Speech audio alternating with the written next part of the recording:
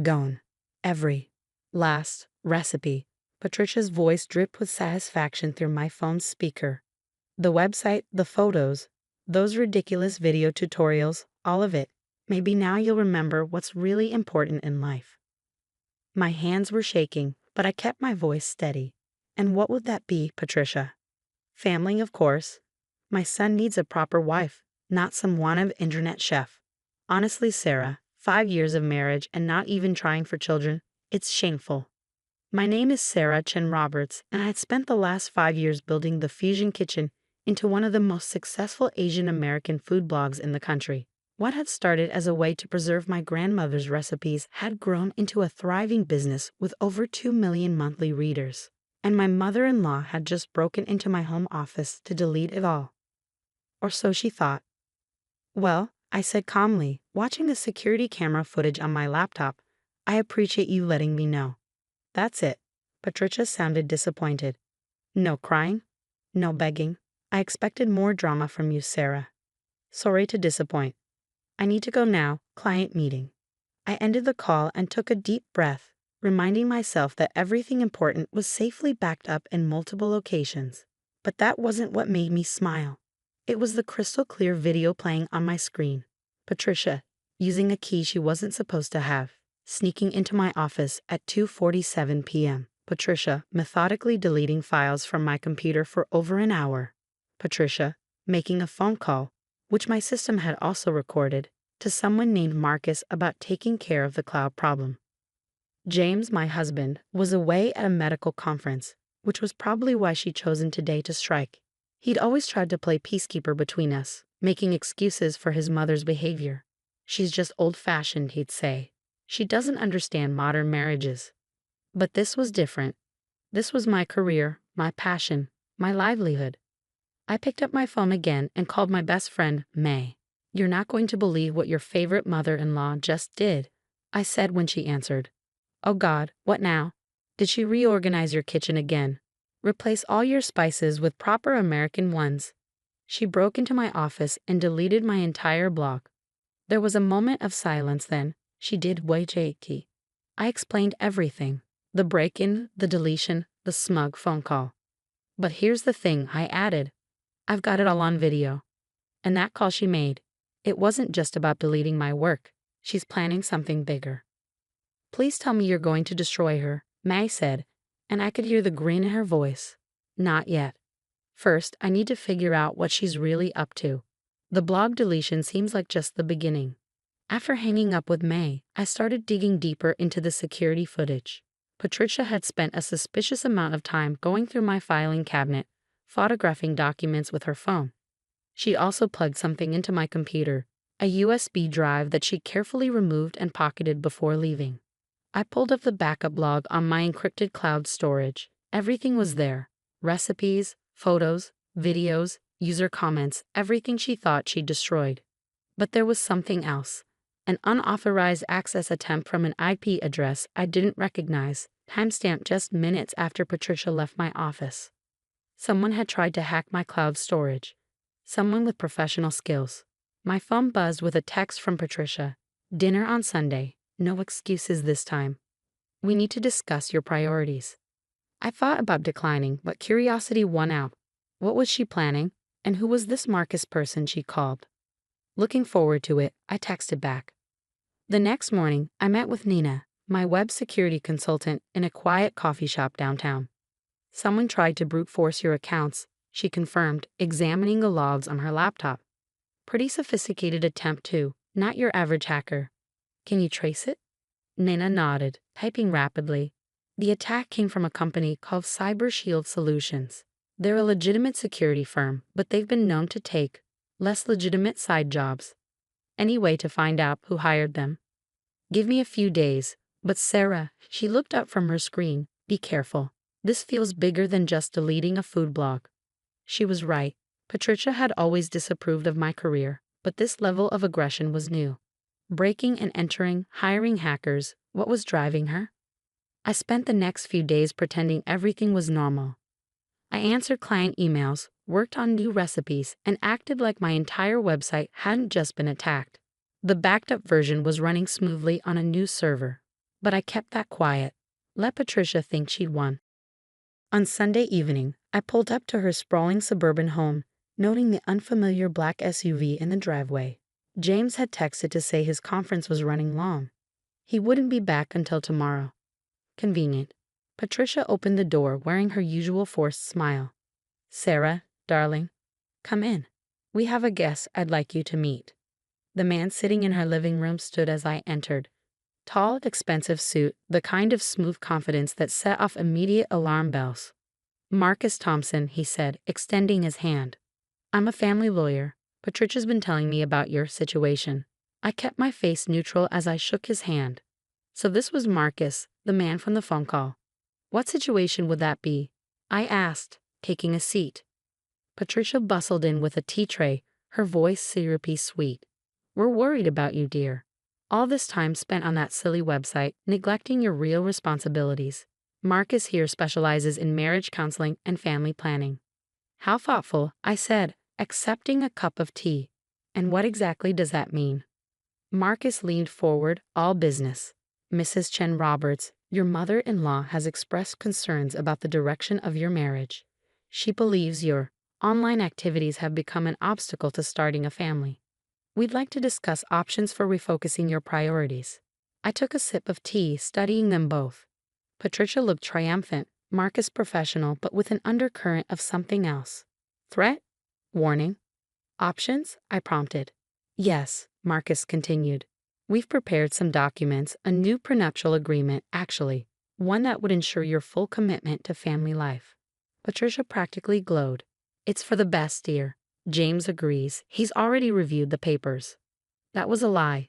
I knew my husband well enough to know he'd never agree to something like this without talking to me first. But I kept my expression curious, interested.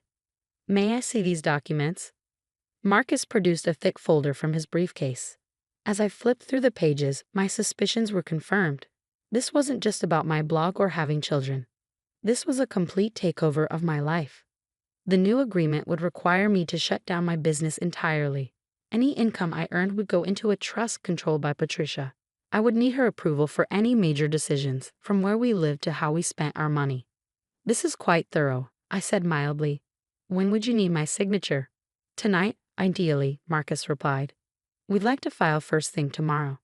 I closed the folder and set it on the coffee table. "And if I refuse?" Patricia's smile turned cold. "Then we'd have to explore other options. James's position at the hospital is quite dependent on his mother's influence on the board. And of course, there's the matter of your permanent resident status." Ah, there it was. The real threat.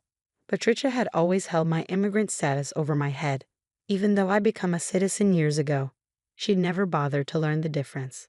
"I see," I said, standing up. "Well, this has been enlightening. I'll need time to review everything with my home lawyer."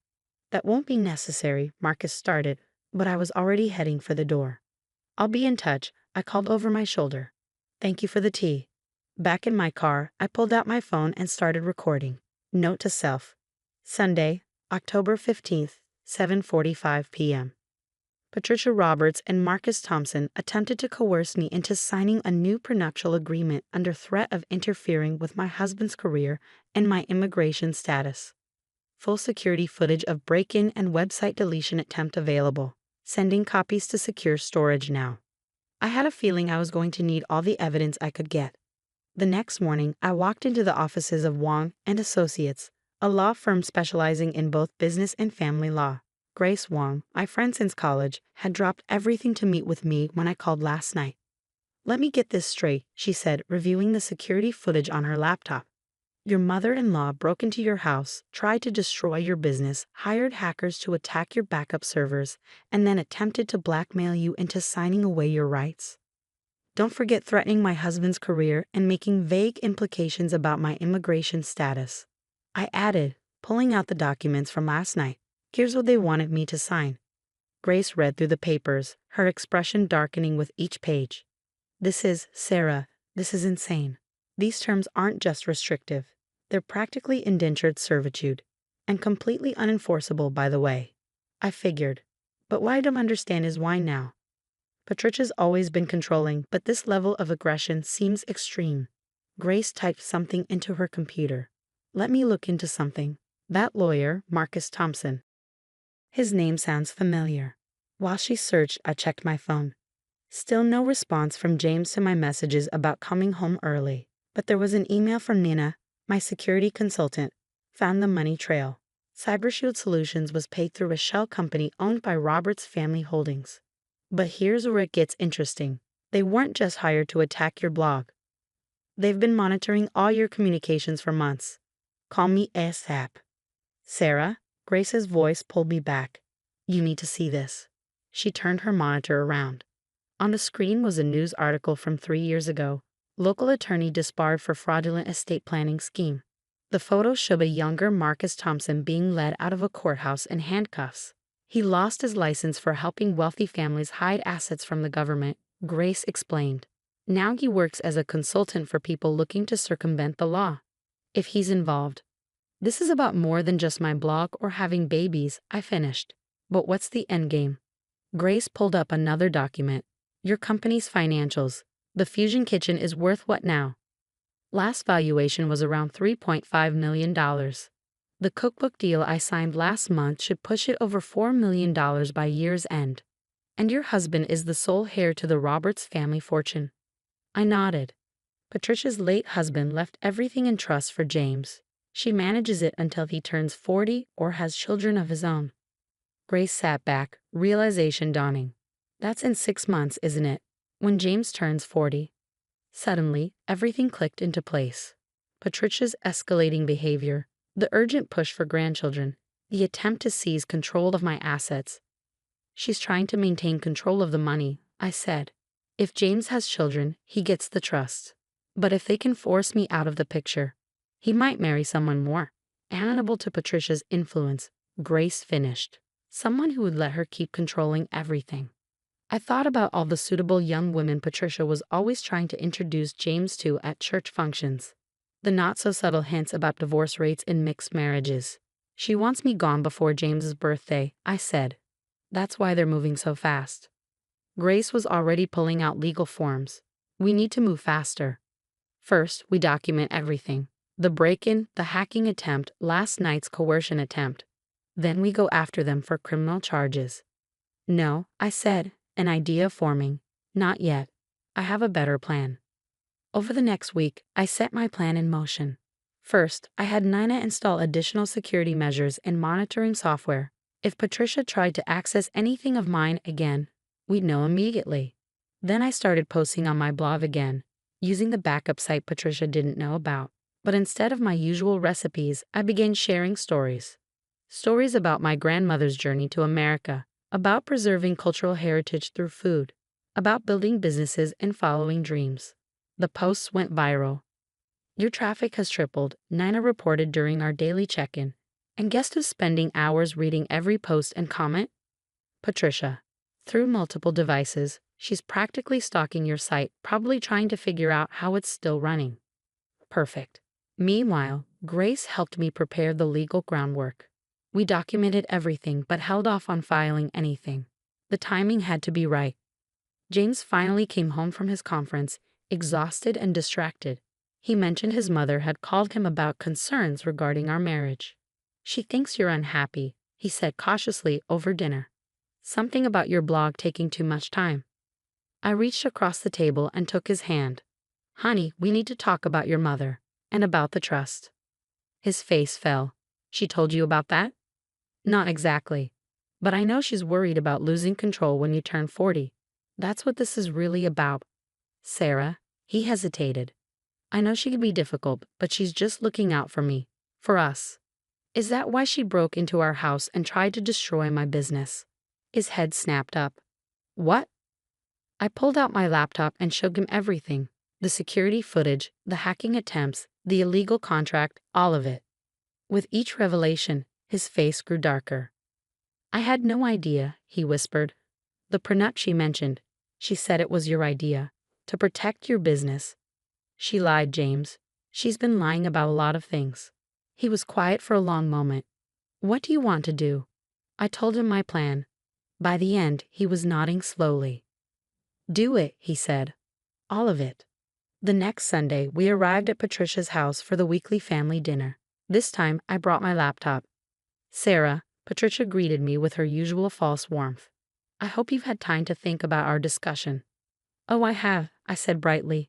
In fact, I've been doing a lot of research about family, about legacy, about fraud. Her smile flickered. Marcus Thompson, sitting in his usual spot, shifted uncomfortably. I don't know what you mean, Patricia said. I opened my laptop and connected it to her large TV screen. Let me show you. For the next 20 minutes, I played everything. The security footage of her break-in, audio of her call with Marcus, documentation of the hacking attempts, financial records showing her mismanagement of the family trust. That's enough. Marcus started to stand, but James cut him off. No, it's not, he said quietly. Keep going, Sarah. I pulled up the final document, a formal audit of the Roberts family trust, showing years of unauthorized withdrawals and questionable investments. You've been embezzling from your own son, I said to Patricia, using his inheritance to fund your lifestyle while trying to prevent him from taking control. That's why you're so desperate to get rid of me. A new wife might let you keep stealing, but you know I won't. Patricia's face had gone chalk white. James, she pleaded, you can't believe these lies. I'm your mother. A mother who tried to destroy my wife's career, James replied. Who hired a disbarred lawyer to threaten her? Who's been stealing from me for years? Everything I did was for you. No, I cut in. Everything you did was for control. But that's over now. I pressed a button on my laptop, and emails started flying out, to the hospital board, to the family lawyers, to the SEC investigators who'd been waiting for evidence of Patricia's financial crimes. You can't do this, Marcus sputtered. You have no right. Actually, Grace said, walking in from the kitchen where she'd been waiting, she has every right. And as the trustees' counsel, I'm obligated to report financial malfeasance when I find it. Within hours, Patricia's carefully constructed world began to crumble. The hospital board suspended her voting rights pending investigation. The family lawyers initiated emergency proceedings to freeze the trust's assets, and Marcus Thompson was taken into custody for practicing law without a license. But the real satisfaction came 3 months later when the Fusion Kitchen published my first cookbook. On the dedication page was a simple message. For my grandmother, who taught me that food is love. For my husband, who taught me that love is support. And for my mother-in-law, who taught me that the strongest recipes are the ones that survive attempts to destroy them. The book became a bestseller. Patricia, under house arrest while awaiting trial for financial fraud, had plenty of time to read the reviews. James took control of his trust early, given the circumstances. One of his first acts was to establish a foundation supporting immigrant entrepreneurs. I still run my blog, now expanded into a multimedia company celebrating cultural fusion through food. Last week, I received a letter from Patricia's lawyer. She wants to meet, to apologize. I haven't decided if I'll go. Some recipes, after all, are better left unchanged. But I did send her a copy of my cookbook. After all, she'd always said family was the most important thing. And now, thanks to her, millions of readers know exactly how I feel about that. They say revenge is a dish best served cold. But in my experience, it's best served with a side of justice and a garnish of success. And I've always been good with recipes.